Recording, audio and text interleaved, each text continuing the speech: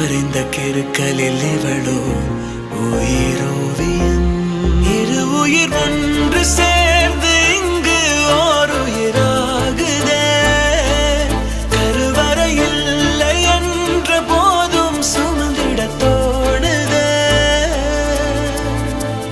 வெளியோரம் ஈரம் வந்து குடை கேட்குதே. ஆரிரோ ஆராரிரோ இது தந்தையின் தாலாட்டு. பூமியே புதிதானதே இவள் மழலையின் மொழி கேட்டு.